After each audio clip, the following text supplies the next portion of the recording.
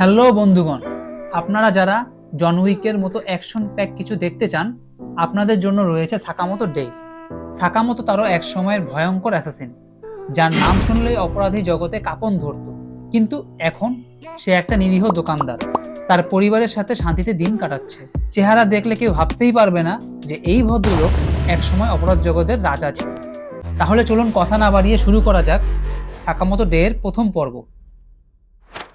গল্পটি শুরু হয়েছে সাকামোতোর দোকানের পরিচয়ের মাধ্যমে। কিছু বাচ্চারা যারা খেলা করছিল রাস্তার উপর হাগু পড়ে থাকতে দেখে বলছিল এটা এলিয়েনের হাগু। ঠিক ওই সময় এক দোকানদার তার দোকানের ভিতর নুডলস খাওয়াতে ব্যস্ত।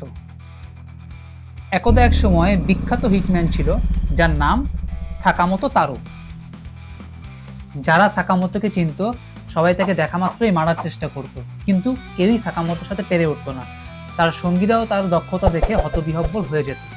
সব দুষ্ট লোকেরা তাকে ভয় পেত এবং বাকি হিটম্যানরা তাকে শ্রদ্ধা করত। কিন্তু একদিন এমন কিছু ঘটেছে যেটা তার জীবনকে পরিবর্তন করে দিয়েছে। কনভিনিয়েন্স স্টোরের একটি মেয়েকে প্রথম দেখায় ভালোবেসে ফেলে সাকামোতো। তারপর সে তার হিটম্যান পেশা থেকে অবসর নিয়ে বিয়ে করে এবং একটি সুন্দর বাচ্চার পয়দা করে। বিবাহিত জীবনের কয়েক বছর পর সাকামোতো অনেক মোটাসোটা হয়ে যায়। ওইদিকে এক যুবক সাকামোতোকে খুঁজে বেড়াচ্ছিল। এক ছোট বালক সাকামোতোকে বলল যে সে যদি তার তীর দিয়ে নিশানা সই করতে পারে তাহলে তাকে ফ্রি জুস দিতে হবে। ঘটনাটি সাকামোতো ও তার বউ পর্যবেক্ষণ করল। সাকামোতো বউ আওই সাকামোতো বলল ছেলেটিকে প্রায় দোকানে দেখা যায়। ছেলেটি বারবার চেষ্টা করলো কিন্তু নিশানা হিট করতে পারল না। এক সময় ছেলেটি ভারসাম্য হারিয়ে পড়ে যায়। ফলত তার বই ও পানির বোতল এক লোকের উপর পড়ে। লোকটি রেগে গিয়ে ছেলেটির কলার ধরে। আওই চিন্তিত হয়ে সাকামোতোকে জিজ্ঞাসা করলো এখন কি করা যায়। লোকটি যখন ছেলেটিকে আঘাত করতে গেল ঠিক ওই সময় সাকামোতো এসে লোকটির হাত ধরে প্রতিরোধ করলো। তারপর সাকামোতো ভাবলো তার হাতে থাকা কলমটি দিয়ে লোকটির গলায় পাড় দেবে, কিন্তু সাকামোতো কোনো রকমে নিজেকে সংযত রাখলো। বাচ্চাটা সাকামোতোকে ধন্যবাদ জানালো। ঘটনাটি আরেকটি যুবক দেখে বলল আপনি লোকটির গলায় কলমটি পাড় দিতে চেয়েছিলেন এবং আমি সেটা দেখেছি। যুবকটি বলল অনেক দিন হলো আপনার দেখা পেলাম, এবং নিজের পরিচয় দিয়ে বলল সে শিন এবং অন্যের মাইন্ড রিড করতে পারে। শিনকে দেখে সাকামোতোর প্রথম মনোভাব আসলো তার গালে ঘুষি মেরে ফেলার। এইটা বুঝতে পেরে শিন পিছু হটল। শিন বুঝতে পারলো যে সাকামোতোর হিটম্যান থেকে অবসর নেয়া এবং নিজের দোকান খোলাটা তাহলে সত্যি ছিল। তারপর শিন সাকামোতোকে হিটম্যানের দুনিয়ায় আসার জন্য আহ্বান জানালো এবং বলল এইসব কাজ তার জন্য সময়ের অপচয় এবং সে অনেক মোটা হয়ে গেছে। সাকামোতোকে দেখে শিন হতাশ হয়ে বলল আগে আপনাকে দেখে সব খারাপ লোকেরা ভয় পেত, আপনি ছিলেন একজন লেজেন্ড, আপনার এই অবস্থা কিভাবে হলো? সাকামোতো শিনের কথায় কোনো পাত্তা না দিয়ে নিজের নুডলস গিলতে লাগলো। শিন আবারও হতাশ হয়ে সিগারেট ধরানোর জন্য লাইটার জ্বালালো। ঠিক তখন সাকামোতো তার বক্স কাটার দিয়ে খুব দ্রুততার সাথে শিনের সিগারেট কেটে দুই ভাগ করে দিল এবং পোস্টার দেখিয়ে নির্দেশনা দিল যে ধূমপান এখানে নিষেধ।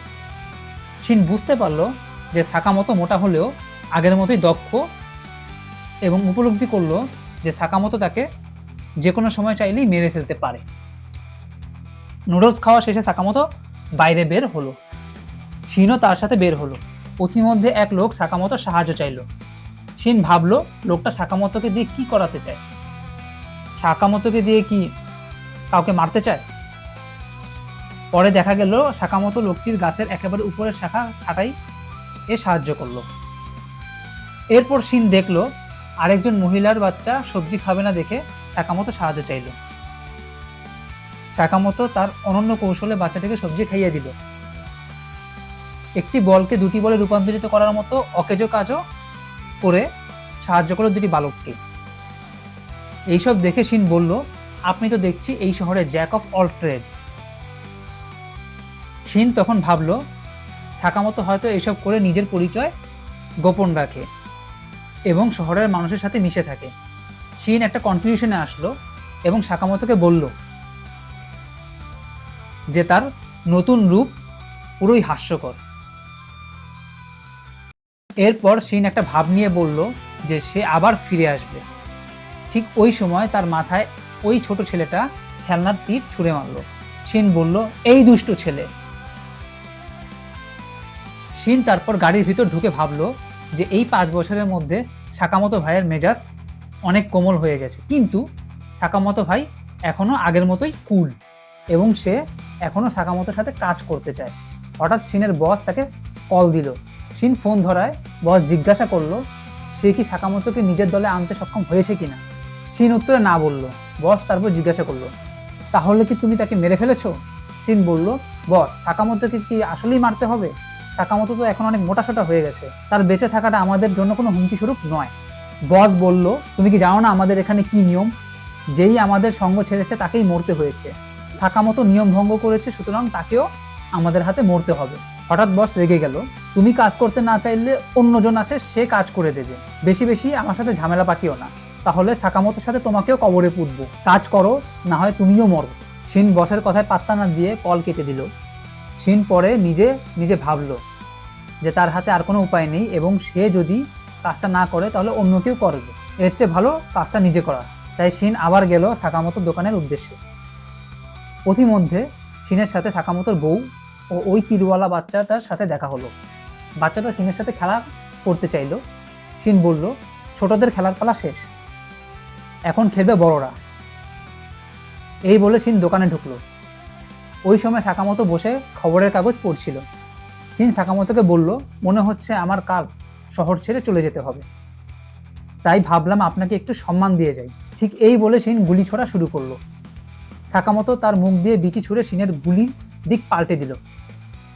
শিনের বিশ্বাস করতে কষ্ট হলো যে সাকামোতো মাত্র একটি ফলের বিচি ছুঁড়ে তার গুলির দিক পরিবর্তন করলো। এবার শিন আবার বিভ্রান্ত হলো একটি নিক্ষিপ্ত আইসক্রিমের মাধ্যমে। শিন সাকামোতোকে খুঁজতে লাগলো।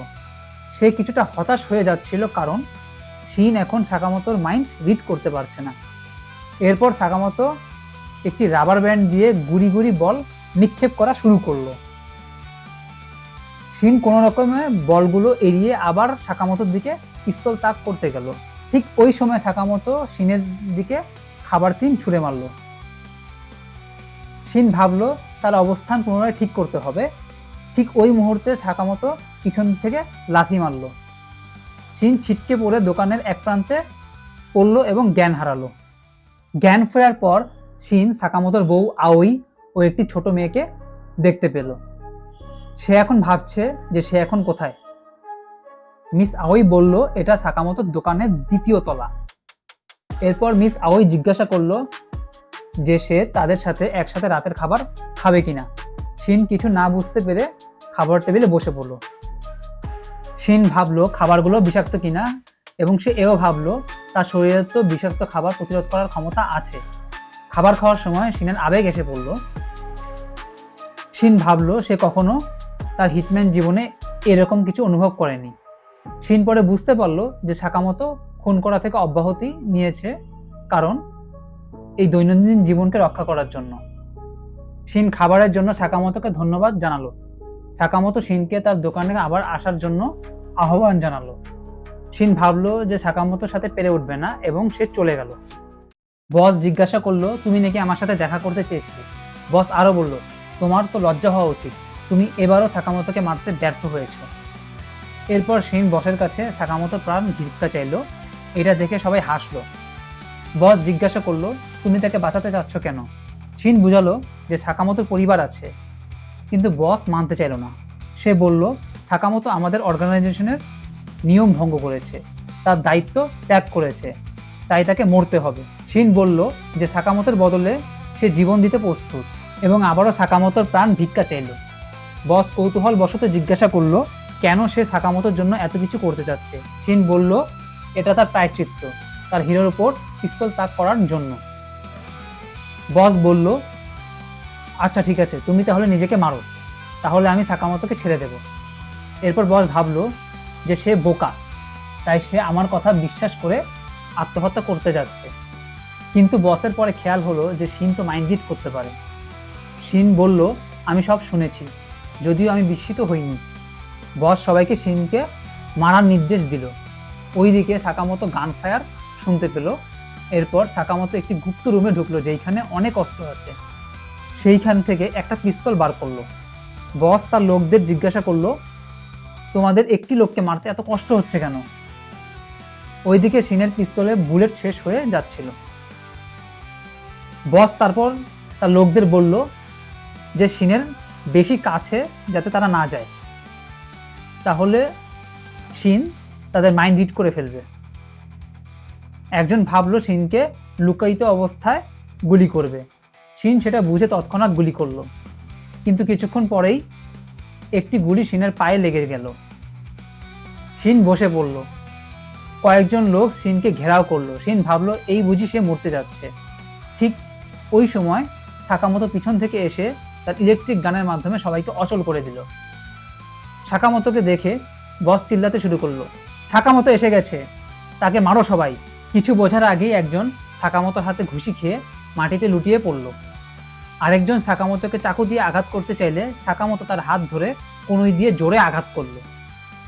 বস নির্দেশ দিল একজন একজন করে অ্যাটাক না করে একই সময়ে গুলি চালাতে, কিন্তু সাকামোতোর অত্যাধিক দ্রুততা ও ফাইটিং কৌশল এর কাছে কেউ টিকতে পারল না। বস সহ সবাই মাটিতে পড়ে গেল। এটা দেখে শিন বুঝলো কেন সাকামোতোকে লেজেন্ডারি হিটম্যান বলা হয়। শিন সাকামোতোকে জিজ্ঞাসা করলো সে কিভাবে জানলো যে শিন এখানে আছে। সাকামোতো পরে তার হাতের গান দেখিয়ে বুঝালো যে গানে মাইক সেট করা ছিল। শিন বুঝলো গতকাল শিন যখন সাকামোতোর সাথে ফাইট করছিল তখনই সাকামোতো মাইকটা সেট করেছিল। শিন আরও বুঝলো যে সাকামোতো জাতে মাতাল কিন্তু তালে ঠিক এবং সহজে কাউকে বিশ্বাস করে বসে না। এরপর দেখা গেল শিন একটা সিদ্ধান্তে উপনীত হলো। ঠিক তখন সাকামোতো শিনের দিকে অ্যাপ্রন নিক্ষেপ করলো। শিন সাকামোতো মাইন্ড রিড করে জানলো যে সাকামোতো প্রতি ঘন্টায় 800 অথবা 850 ইয়েন বেতনে তাকে এমপ্লয়ি হিসেবে নিয়োগ করতে চায়। শিন আরও অবাক হলো। পরের দিন শিন কাজে লেগে গেল। শিন সাকামোতোকে তার পাশে রামেন খেতে নিষেধ করলো, কারণ রামেনের ঝোল শিনের নতুন সাদা শার্টে পড়ছিল। শিন বলল এইদিকে দোকানের রামেন কমে যাচ্ছে। ওইদিকে মিস আওই ও তার মেয়ে শিনকে নতুন পোশাকে দেখে তাকে প্রশংসা করতে লাগলো। এক বুড়ো মহিলা দোকানে প্রবেশ করলো এবং ভাবলো সে ডিটারজেন্ট খুঁজে পাচ্ছে না। শিন বুড়ো মহিলার মাইন্ড করে বুঝতে পারলো এবং তার কাছে ডিটারজেন্ট নিয়ে এগিয়ে গেল। বুড়ো মহিলা বলল এ তো দেখছি মেঘনা পাই চাইতে জল, এবং শিনকে ধন্যবাদ জানালো। সাকামোতোর মেয়ে বলল শিনের এই ক্ষমতা অনেক কাজের। এইদিকে আরেক পিচ্ছি ভাবলো অ্যাপ্রনে মিস আওয়াইকে অনেক সুন্দর দেখাবে। শিন বলল আমি শুনে ফেলেছি লুচ্চা পিচ্ছি। পিচ্চিটা শিনকে জিজ্ঞাসা করলো যে এই কাজ করে শিন আনন্দ পায় কিনা। শিন বলল যদিও সে জানে না সে কি করছে, তবুও এই চাকরি আগেরটা থেকে অনেক ভালো। পিচ্চিটা জিজ্ঞাসা করলো শিন আগে কি কাজ করত। শিন জয় বলল যে সে আগে সমাজ পরিষ্কারকের কাজ করত। তো এই ছিল সাকামোতো ডেইসের পর্ব 1। আপনারা যদি পরবর্তী কাহিনী জানতে চান তাহলে অবশ্যই কমেন্টে জানাতে ভুলবেন না। ধন্যবাদ।